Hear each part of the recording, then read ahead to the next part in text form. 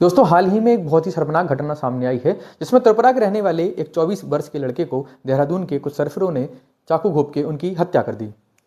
ये लड़का है कौन? एंजल चकमा, 24 वर्ष के त्रिपुरा के रहने वाले, अपने छोटे भाई माइकल चकमा के साथ एमबीए की पढ़ाई कर रहे थे। दोनों भाई एमबीए देहरादून, उत्तराखंड के देहरादून से एक कॉलेज से एमबीए कर रहे थे। एक शाम एंजल चकमा अपने भाई माइकल चकमा के साथ मार्केट में कुछ सामान खरीदने जाते हैं। वहीं कुछ सरफरे, 5 या 7 सरफरे देहरादून के, उनको देख के, उनके रंग रूप को देख के उन पर टिप्पणी करते हैं। उनको चाइनीज, मोमो जैसे नामों से चढ़ाते हैं।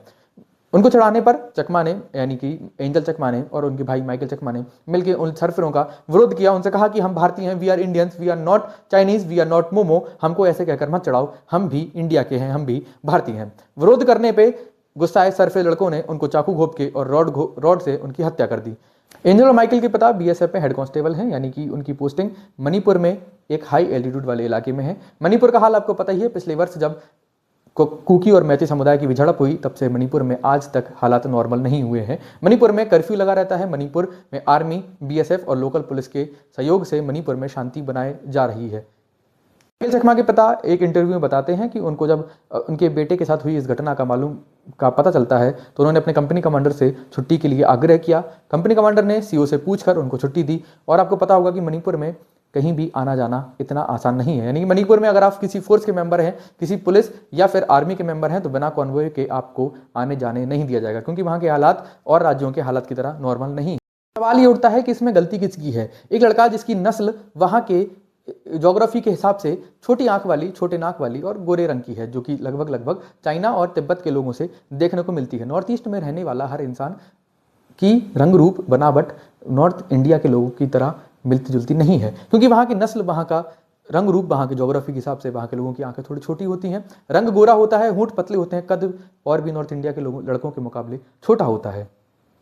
लड़का जिसका रंग रूप नॉर्थ इंडिया के लड़कों से नहीं मेल खाता है, जिसके पिता बीएसएफ में, यानी भारत की ही एक सुरक्षा बल में तैनात हैं, भारत को सुरक्षा प्रदान करते हैं, वो लड़का जो अपनी एमबीए की पढ़ाई कर रहा था, जिसकी भविष्य को लेकर बहुत सारी आकांक्षाएं थी, वो लड़का जो अपने भविष्य में अपने पिता का नाम रोशन करना चाहता था, वो लड़का जो अपने छोटे भाई के साथ एक कमरे में रह के एमबीए की पढ़ाई कर रहा था, उसको सिर्फ इस बात से मार दिया जाता है कि वो भारत के नॉर्थ इंडिया के लोगों की तरह दिखाई नहीं देता है।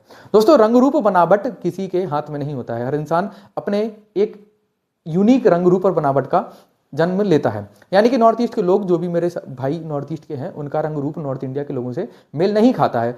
ठीक उसी तरह जिस तरह से साउथ इंडिया के लोगों का भारत के नॉर्थ इंडिया के लोगों से मेल नहीं खाता। यानी कि भारत में अब हर कोस पे वाणी और रंग रूप दोनों बदल जाते हैं। साउथ इंडिया के लोगों की नस्ल, साउथ इंडिया के लोगों के रंग रूप नॉर्थ की तरह दिखाई नहीं देता है, नॉर्थ का साउथ की तरह दिखाई नहीं देता है, और नॉर्थ ईस्ट के लोग भी नॉर्थ और साउथ से बिल्कुल अलग हैं। क्यों हमारे भारत में ही ये फूट पैदा हो रही है? क्यों हमारे ही लोग एक दूसरे को मार रहे हैं? क्यों महाराष्ट्र में जाने वाले लोगों को मराठी ना बोलने पर मार दिया जाता है?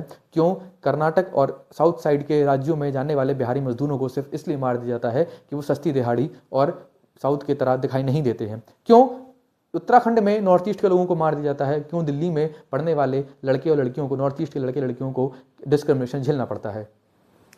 दोस्तों, हमारे देश की विडंबना यह है कि जो व्यक्ति अपने ही देश की सीमाओं की सुरक्षा करता है, उसका बेटा, उसका लड़का उस देश की ही सीमा के भीतर सुरक्षित नहीं रह पाया।